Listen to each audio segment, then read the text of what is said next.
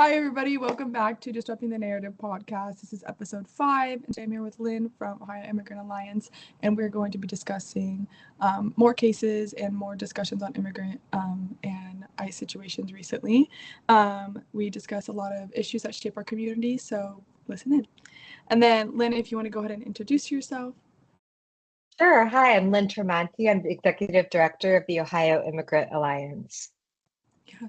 And could you tell us a little bit about the mission and the work of Ohio Immigrant Alliance? Yes, we are a group of immigrants and allies working together to make Ohio a safer, more welcoming place for everybody. We have been around in a different form or fashion since about 2007. I was born here. I came from a small town. There were not a lot of immigrants in my town. And I grew up knowing that there were people in Ohio who were kind of fearful of people from other countries, other religions, other than Christianity, and that fear was based on just not knowing people from different backgrounds. And for me, I was always really interested in meeting people that were different from me and kind of finding common ground instead of finding what was different about us. And I also know that there's many people in Ohio who are really interested in meeting people from different backgrounds and also finding what we have in common. And so those are the people who are part of the Ohio Immigrant Alliance. And I just think it's really cool that people want to live in Ohio, would want to help make this state a better place, want to bring their talents and their drive and their courage here. So I feel like, we should be embracing people that want to live here. Yeah. And are you based out of what town in Ohio? Cleveland Heights. We are a statewide organization, but me and one of my organizers live in Cleveland Heights. We've got two people in Columbus. We're a small organization. Yeah, love that. And so did you grow up, you're talking about in Cleveland, and that was? I grew up in Medina County, actually, and then went to college in Denison University in Granville, and then went to DC for 10 years, and then moved back to Ohio and started living in Cleveland Heights. Wow, that's amazing. So you could definitely say, you yourself, are you an immigrant? I'm not an immigrant, no. No. But you experience seeing other people and like what they've seen and what they've experienced as immigrants is why you wanted to get involved, is what you're saying. Well, my grandpa, actually, his parents were immigrants from Italy, and he always was really proud of that they came from another country and, immediately started kind of working hard and were able to build businesses. But the key difference for them was that they could own property immediately. As white people, they were able to immediately own property and build businesses and build up that generational wealth. And then for other people, I mean, we're seeing in the Ohio legislature currently that there's a bill that will prohibit people from owning property based on their countries of origin, and so it's so important for us to understand how systemic racism happens and that my family benefited from this ability to create this generational wealth. Immediately, the first generation was able to become, stable for this very reason. And then other people are not allowed to do that, and it's based entirely on their national origin. And so those are the types of policies that we want to make sure we don't repeat. Yeah, no, and I love that you brought up that policy legislation that's really being spoken about right now. I believe I just went to it. It's HB.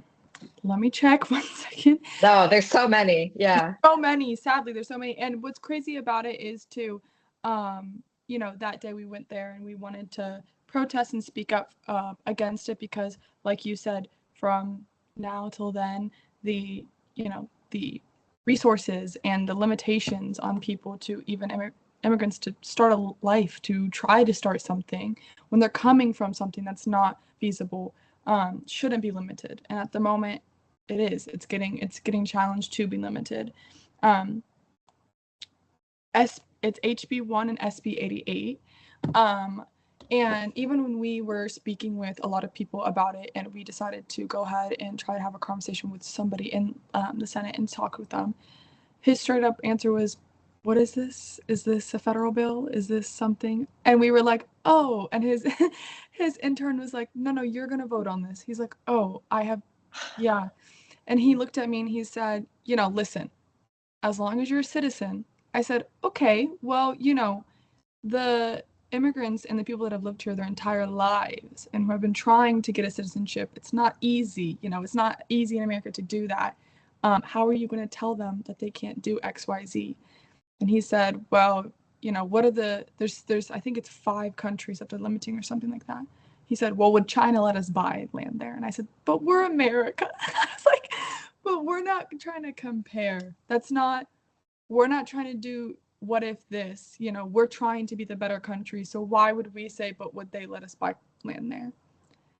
That's not, right when we said, we're Yeah, like, we're an understanding of the level of how much we need to be doing more, because for someone to be a vote on this and have no idea about it, and then his stance simply being, well, sucks to suck, basically, was, I was literally like, buddy. I was like, no he's idea. like, it'll never affect me. Why are you talking to me about this? Right, I'm fine. right. And I was like, nope, no, no. I was like, I understand, but I think we also forget to think about the fact that it is not 1, 2, 3 step easy in America to become a citizen. In a lot of other countries, it actually is easier. It is much Yes. easier. And I know countless people who have had the chance to do that because it's so difficult in America to do that. I mean, people are in 10 years plus attempting to in the process of it. And, you know, even right now with the political climate, I think you can speak on this as well. People are going to their appointments and waiting and getting taken at their appointments and waiting in Yeah. line. Like, how do you, what's the safety in that, you know? It's strange. I mean, I got a call the other day from a relative of a man. This man was working at the airport. He has a work permit. So he's working on the books. His employer's taking withholding from his paycheck. He's working openly at the airport, which is, we don't get jobs at there unless you pass security clearances. Right. His work permit is valid until 2029. He has an immigration court hearing in 2026, and ICE came to his workplace to arrest him because they are trying to fill these quotas for arrests. Yep. He didn't do anything wrong. Yep. But they just had him on a list because they know about him. So now he's in a jail, a county jail, and he's not being charged with a crime. He's in a county jail because that's what you're allowed to do, is put people that you arrest for immigration in county jails. So we're paying to put him in a jail, and we're going to pay to deport him if they deport him. But he actually also has the legal right to work. There's this dichotomy where you could be deported or you could work, and the government gets to make the choice about which one they carry out. Right. And a lot of people will say, like, well, that doesn't make sense. So why would the government do that? It doesn't make sense, and the government is doing that. Right. Because that wouldn't make any logical sense in that. But what does make sense, I think you mentioned before, was they have these spaces. They're building more cells. They're building more places upon jails. They're doing this more. So they need to, bless you, they need to fill them. So that is what they're doing. They need to fill these spaces. They're staffing them in this, and that's basically what they're doing. They're just trying to fill them, which is what majority of people I've spoken to have talked about. But it's crazy how, like you said, it would not make logical sense, but here we are doing it. And I'm glad you brought that up, because this is where people who care about immigrants need to understand how this is connected to the broader addiction to incarceration in this country, that we have allowed all of these prison spaces to be created. And I'm not just talking about private prisons, but also these county jails. We have 69 county jails in Ohio. There's 88 counties in Ohio. We do not need 69 county jails. Yeah. Every county doesn't need a jail. There is not this massive crime Right. spree happening in Ohio where we are all unsafe from these very dangerous people that are, killing us all in every county. Right. The sheriffs are keeping these jails open because they want power and control. We need to close these jails. We don't need every county to have a jail. But because they used our fear of crime to keep their jails open, we need to ask ourselves, why do they have hundreds of beds open for immigrants who aren't committing crimes? Why does all this space exist so that they can fill it with people who are being accused of civil federal violations? So Right. these are the things we need to connect these movements. We are working on a report right now that looks at what happened over the last few years that meant that all these beds are open in these county jails: Butler County, Mahoning, Seneca, Geauga. My suspicion is that maybe it's related to decriminalization of marijuana, Yeah. or maybe this has gone back further. Maybe they've had lots of empty bed space in these county jails for a long time and nobody really knew. But we don't need to be locking up people who have drug addictions. We need to have different approaches for people that are dealing with these things. We need more health care, not jail. Jail doesn't give people, that doesn't help people deal with abuse issues. There's many other solutions we need, and jail is not the solution for most of our social problems, right? So these are conversations we need to have, but the immigration issue is also not going to be resolved by putting immigrants in a jail. Right. And so these are some things where the different people working on different movements or different social issues like have to come together in Ohio and put our heads together and say, how do we work together on our problems? Because we're not going to resolve one issue if we just keep working on our different strategies and different silos. Yeah. No, 100%. And I think that's like the biggest point to highlight is this, like you said, this connection between the incarceration, like obsession that America has, and, the recent situations going on with ICE and immigration and people getting picked up. Because what is this solution? There's nothing. And like you said, for there to be 69 county jails and 80, there's no reason. I don't even think in each county there's enough people. I think the Right. population in each county, especially in Ohio, we have very small counties, very small people. Why would there need to be that many? Would love to understand. And it's sad because we're putting all of our effort and money towards things in this country, and our tax dollars are going towards things that are just not funding what needs to be fixed. Um, it's sad to me and crazy. I also like to highlight the fact that a lot of people tend to forget that these people that have been here for years, immigrants have been here for years, are also people that have businesses that we use, Yeah. that have companies that we use and are utilized. And also, I hate to, hone in on the fact that they are the employees. I think people love to say that, Yeah. they're doing the jobs that Americans aren't, and Americans Yeah. hate that. Yeah. But majority of the time they are. But the issue is too is they have so many businesses and companies that we utilize. So why are we ignoring that? Like, where's the money going? Where the amount of things that we would be losing for that is just beyond me in that sense. It really is beyond me. So, could you give us an overview of some key cases recently that you've been involved in?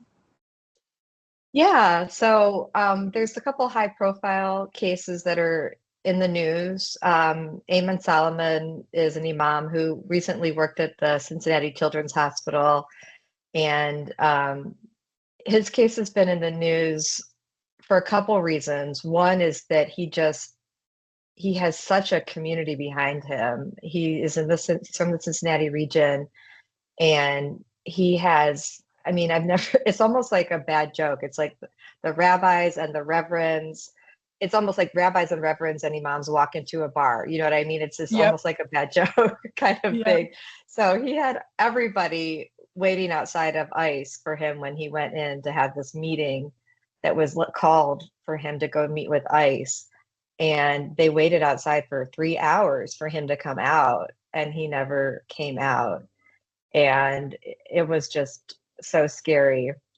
And then ever since he was arrested by ICE and then put in the Butler County Jail, I mean, his community just hasn't stopped. They've been, you know, rallying outside of the hospital where he worked. They've been on MSNBC prime time. They've been, sending letters. They've been signing there's like hundreds of clergy who've signed an interfaith letter, hundreds of healthcare workers.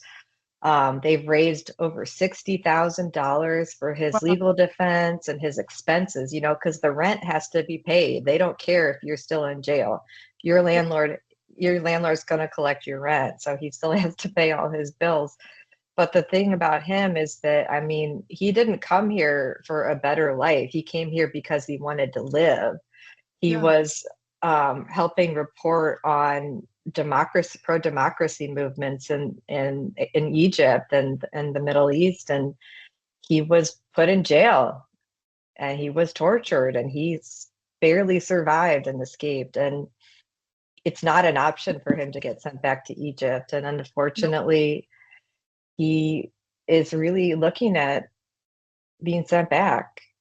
He did get asylum, and then several years later, one single asylum officer within the U.S. government decided to take another look and decided to terminate his asylum. And And do they there's his give reasoning for that? what's that?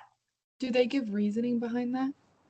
His lawyers believe it is in retaliation because he stood up for his rights. He was denied a job based on some information that he hasn't been allowed to know about him, that the government said existed about him, and it might have been a misidentification. And so when he sued the government to try to figure out what information they had about him that caused him to lose this job, to be a chaplain in a prison of all of all things. Yeah. And when he sued the government, that's when his trouble started. So they think it might have been in retaliation for that was when the US government started to, you know, do this to him. So unclear exactly the reasoning from the US government. It's very flimsy, and the scholars that they evidence that they've used against him, the scholars who wrote the evidence have already denounced the way the US government used it. But he has got a great legal team. They've been, very strategic, and they filed a great lawsuit to work around, to work to keep him here. And right now we just found out that he has been given a temporary restraining order to keep him in Ohio again. He keeps winning these temporary restraining orders, but he's living his life by court case, by court decision every day. He never knows if he's going to be moved out of Ohio. He never knows where he's going to sleep. He's in a cell. He's in a jail where they don't have halal meals. He's in a jail where he only gets out of his cell 2 hours a day. He is, and he's meeting amazing people. It's, of course, it's Ayman. So he's like happy to meet the people he's meeting. He's feels blessed to meet the people that he's in there with, and he's talking to them and helping them through their difficult times. But he's very scared. Yeah. No, 100%. I can't even imagine. I mean, they're treating them like they are criminals fully. And you can go from doing that from, working in a children's hospital and then going straight to that. I mean, it's not a way to live at all. And especially I think the fear of, like you had said, he came from a place like Egypt where they don't have the freedom of speech for that. They don't have the freedom of speech to talk on anything. So, you know, there is no what if he gets sent back to Egypt, it is fatal. Like Yeah, there will be something yeah, if he's already been in a jail. So there's just there's no question of it. He's literally facing, I'm in a cell and they can send me back to Egypt and I could die, or they could just let me stay here. And he gets no choice in that. So I think it's crazy. As people that are getting involved as attorneys and lawyers, legal people, what has been like every day the best way to go about it and like checking up and things like that? I think people continuing to call the Congress people and our Ohio senators and our Ohio governor, it does help. It does help for them to know that this is important to us. We want them to stand with Ayman. Congressman Greg Landsman has actually been supportive of ICE in the past. And so for him to be supportive of Ayman in this moment is a big deal. Yeah. And he needs to continue to be pushed to be supportive. He cannot waver in his support for Ayman at all. Our two senators have not been supportive of immigrants, Right. and they should be pushed. Our governor as well. Our governor should be more supportive of immigrants. He has a strong connection to Haiti, for example, and I think his statements in support of Haitians have been very, very weak and almost incomprehensible gibberish. Oh, And, if he can't even stand up for Haitians, I mean, right. it's embarrassing, honestly. So, but I think we should keep pushing them. These are Ohioans. These are not people from another place. They're Ohioans. They built their life here. Amen has been there for so many Ohio families in their darkest moments. If you have ever had a loved one who has died, you know how important the caregivers are Yeah.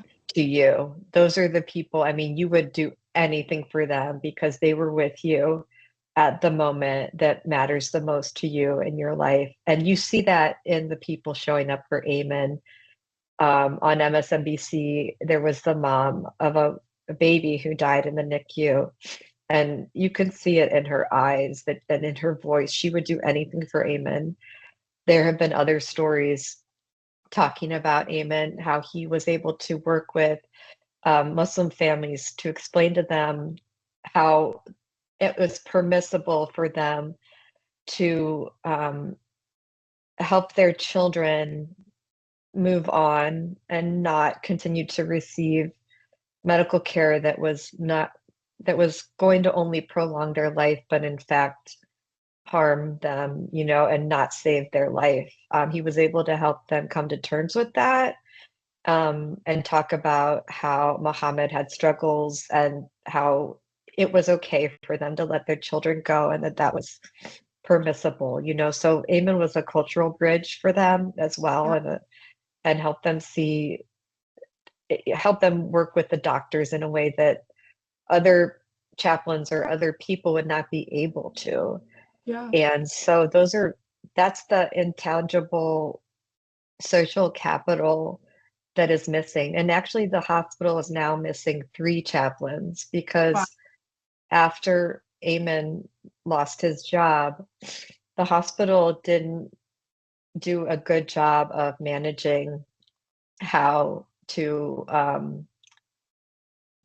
it didn't issue a statement and it didn't reiterate with its staff what the expectations were for how they would respond with the publicity. And so some of Amen's colleagues, they spoke out because they are people of God, people of faith, and the hospital fired them.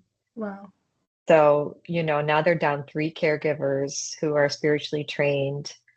Um, and so, it didn't need to happen that way. All of this didn't need to happen like this. Especially in a healthcare position, in a healthcare space. I mean, where people are Right. vulnerable. Like, I mean, it just shows that why are we neglecting healthcare so much? Why are we neglecting the workers? Why are we not thinking about the impact that they have on us and the impact every single day that they do? It just beyond me. Um, and it actually just it is heartbreaking to hear his story, and I think it's really good to show people that he wasn't just a guy on the street who had nothing to do. Like, he made an impact, and he worked very hard. So to be treated like a criminal is just beyond anything. Um, what trends are you seeing in ICE currently, the way they target individuals and communities? Are you seeing any current trends recently with that in the last 2 years? The trend we're seeing, I mean, the last few months is so different from last year. So I'll just talk about the last few months. They're going after the people that are the easiest to find. So those are the people that they already know about. So it's it's like what you said. Those are the people that are following the process, people who are in the process of getting legal immigration status, or people who already have immigration status. Yeah. I have heard from many people who have temporary protected status, a couple of Venezuelan men who had valid temporary protected status, who the ICE and the FBI decided to make examples out of them, come to their homes early in the morning with guns, throw them on the ground and say that they're gang members and take pictures of them so they could put it on social media. I mean, they had legal immigration status. So ICE is going after people who are following the process, literally walking into their office or walking into the immigration court for their hearings. Right. These are people that are easy to find. Why are they not arresting and deporting actual gang members or actual serious criminals? Those people are gone. Biden deported those people. You know, every administration has always prioritized deporting people who commit serious crimes. That's Right. nothing new. And there's not thousands of them committing crimes every day in our country. There never was. We were lied to. Yeah. The idea that every immigrant is a criminal, it's just a lie, and I think that, you knew that, I knew that. Anybody who didn't know that was deceived. But here we go. Here we are. This is what we have. This is the reality. So yes, the people that are being arrested right now are regular people who are just working, trying to raise their families and do a good job. You're getting the government's trying to flip the script and say, well, if they're here illegally, then they committed a crime. Again, like I've said, a lot of the people they're arresting are here with legal status. I know it doesn't make any sense. I wish I could make it make sense to you, but I can't. It doesn't make any sense. I'm It's just sorry. horrible. It's so horrible to even think about the fact of that, like, for that scene that you just painted, like going into a home of legal immigrants and taking photos of them, rating that, like, these are scenes from, I mean, I'm from Palestine, and my mom and my aunts and uncles all grew up there when they were like in high school and things like that during everything, the apartheid. Like, they have stories of raids in their home. This is, I mean, I really have nothing to say if we are, Senator wanted to talk on, well, if would they let us live there? Are we just falling back into, is this a norm now? Are we trying to go back into different times of, if this country does this, we can do that?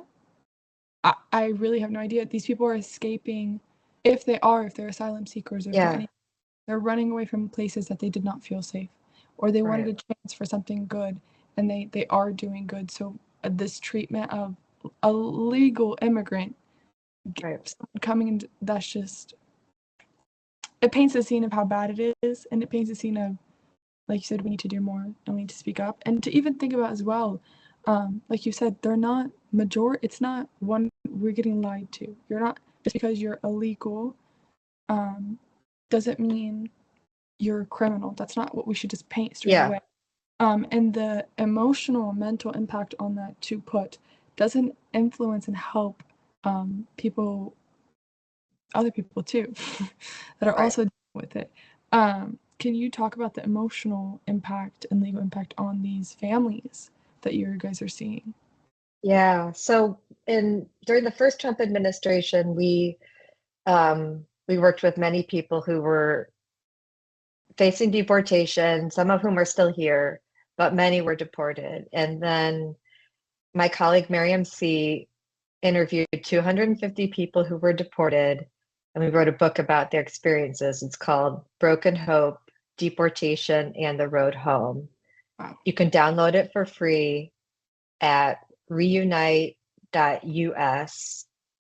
and it's an ebook. And I just encourage everybody to read it. You can also purchase a paperback if you prefer to have it in your hand. It's available at some libraries, or you could request it to be taken, gotten at your library. But so read the book. But you know, basically some of the things that are not talked about a lot are a breakdown of family relationships. We've seen a lot of spousal relationships that just don't survive the stress of the deportation. We've seen a lot of parent-child relationships that unfortunately cannot withstand the deportation process, and it's really sad. We've even seen there's deaths, I'll never forget one man, he and his daughter fell out of touch after he was deported, and there's different reasons why. She died. She died in an accident and nobody told him. And he had been texting her and she never responded, and he just thought she was mad at him. And then he found out 9 months later that she had died. Wow, 9 months later. I can't even imagine. That is insane. And usually if that would happen in an accident, I'm just thinking like when she's in the hospital, they would call any number that they would have. Because he's deported and then they just erased him basically. That is just beyond me. Some people, maybe their daughter can or their child can come visit maybe once a year. Last couple weeks ago, we raised money to send two boys to visit their dad. And it was the first time they had seen him since he was deported. And it was 7 years. Wow. They were, they were about 8 and 6 when he was deported. Wow, they're literally Oh, just yeah. that is horrible. The other thing is, like for men, most of the people who are deported are men.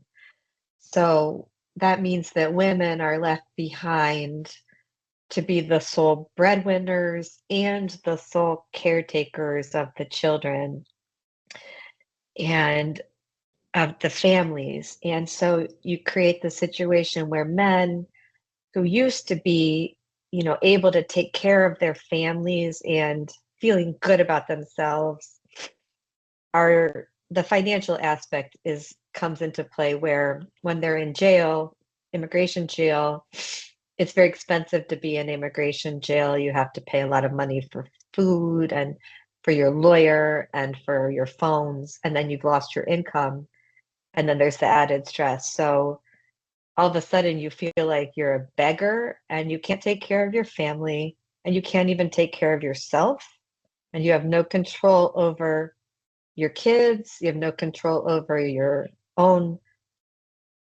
day to day, No. and they don't tell you when you're going to be deported.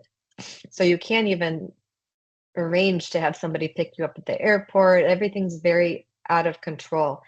And then if you are deported to a country where there's not a lot of job prospects, you end up having to be basically a beggar. Many people became homeless.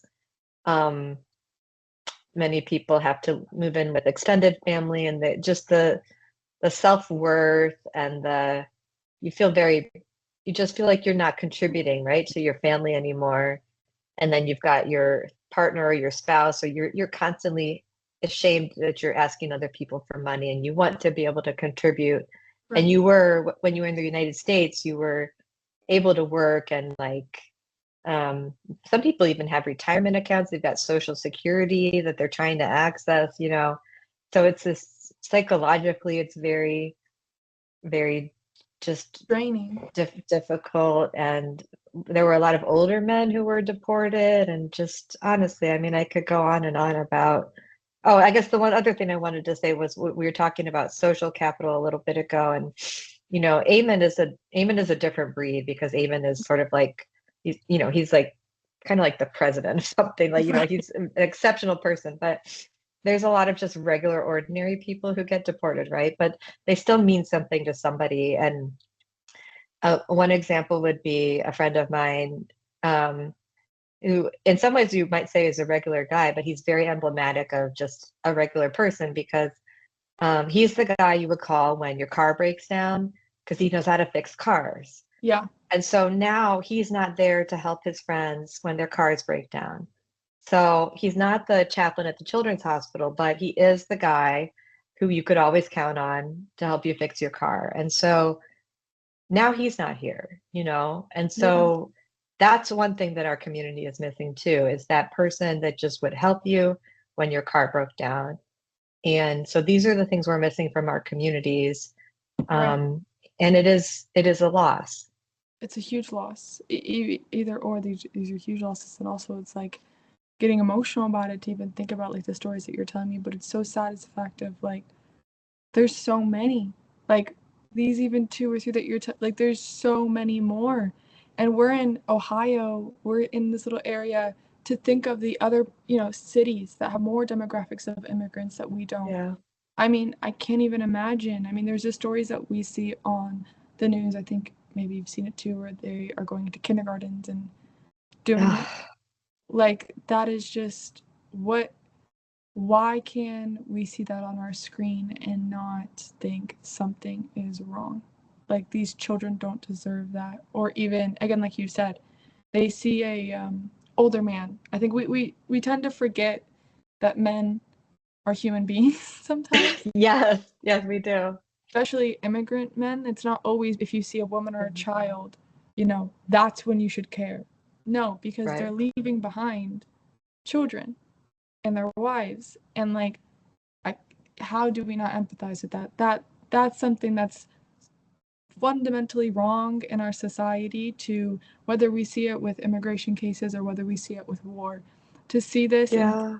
a man dying is fine because he's a man, it's collateral. But to see women and children, that's different. It should all be equal. They are all human beings. So that is just crazy to me to think. And sorry, I didn't mean to whatever, but when you say it like that, it really does, you know, we can talk more about, children or women's situations or more horrible situations, but it doesn't, like you said, it doesn't equivalate it. It's all horrible. It's all unfair. People should not be experiencing it. Affects everyone. Like I said, whether it's Ayman who's doing the most and everything he can, or it's someone that's fixing your car every day, it still is Yeah. going to affect you. It is still affecting a community, and it is still wrong. And that's done. There's no what ifs Yeah. and people don't deserve to be labeled a criminal and treated like criminals.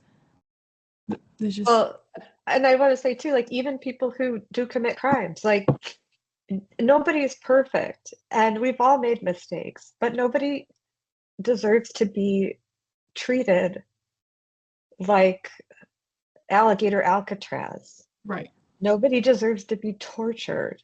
right, And even what's happening in the Butler County Jail, even though it's not the alligator Alcatraz being flooded, we are they are being tortured. right, Sheriff Jones keeps them in their cells 22 hours a day. And I'm talking about the people, also the people that are there for criminal charges, or even the immigrants that have committed crimes. I mean, I know lots of people who have made bad choices, including people in my family. Um, do I think that they should be tortured? no, No. Nobody deserves to be treated like that at all. So even, when we say even, about like treated like a criminal, this, and the other thing. Like, no, I mean, we're all human beings and we shouldn't be judged by the worst thing we've ever done. We've all done bad things. And some of us just haven't been caught, okay? right, Including, and I gotta say, honestly, I believe that Sheriff Jones, the who runs the Butler County Jail, my opinion is that he went into law enforcement so he could break the law and get away with it. So right, there's a lot of people in law enforcement who do it because they want to be bullies and right, break the law and hurt people and be able to do it without accountability. So, at the end of the day, we're all humans. None of us are perfect.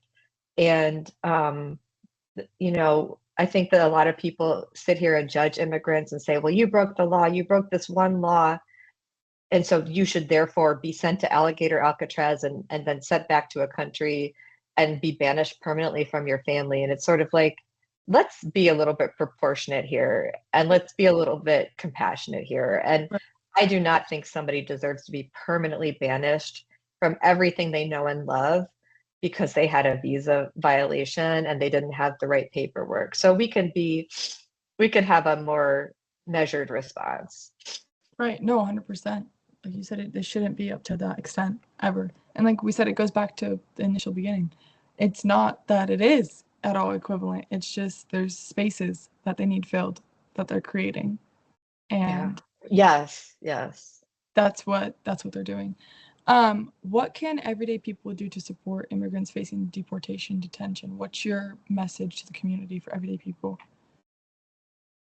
Um, in Ohio, there's amazing local and regional groups that are organized, and there's the groups that accompany immigrants to appointments and ICE check-ins and organize demonstrations and have very meaningful, truly impactful opportunities to do work with each other. We have a website called ohioishome.org where you can find some of those groups on our webpage. There is also groups are organizing around the jails that have immigration contracts with ICE to push back on them. The Butler County Jail, the Geauga County Jail, those are the two that have the most well-developed campaigns against them. Those jails should not be holding immigrants on civil violations. It Right. just shouldn't happen. So those are campaigns you can get involved in. And actually, a simple Google search will probably help you get connected to the right groups. But you can also contact the Ohio Immigrant Hotline if you are having any trouble finding how to get connected to the right organizations or leaders.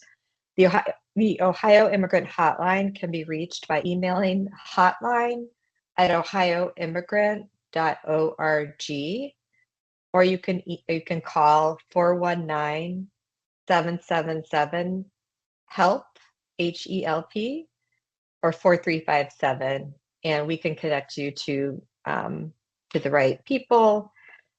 So those are like specific ways that you can get involved in Ohio. I don't know, in terms of more general ways, definitely, through houses of worship, there are lots of ways to get involved. And the houses of worship have been just super committed. There's no denomination that I can think of that hasn't Right. been great on this. And all faiths share the values of welcoming the stranger and being kind to one another. It's pretty incredible that that message hasn't made it down all the way to some of the congregants, but Right. I'm thankful to the leadership of many of the religions in Ohio who've definitely been trying to teach the congregants that the values of whether it's Jesus, Muhammad, or any of the other of the religious, like, Prophets. people that we're Yeah. prophets that we're praying to. I mean, that they all share those values. I mean, truly. So No, 100%. I think those are great lines and things for people to reach out to. So I thank you for putting those out because, like you said, the stories that we talked about today too, you gave probably three good ones, but there's a lot more that I know you probably deal with on a daily basis. And to even, I don't want to ask you the effect on your own mental health and your own things and people that are working with this. Like, there needs to be a community backed. It can't just be these legal representatives. It can't just be this. There will be deterioration. It's a fight every day. So definitely, like, we say thank you to you. We say thank you to everyone doing what they can. And hopefully our communities will come together. Um, Hopefully sooner than later, so it doesn't just hit everybody in the community, but um, we can only pray for that. And is there anything else that you'd like to point out before we say goodbye and end our podcast today? no, I just wanted to thank you for inviting us on here and having this space for us to talk about this. It was really good to be able to speak a little more, um, get into issues a little more deeply. A lot Yeah. of times we're doing these short interviews with the media and it's sort of like just sound bites and we just have to give a one sentence answer. So it was great to talk with you and be able to have a little more of a deeper conversation. So I really enjoyed it.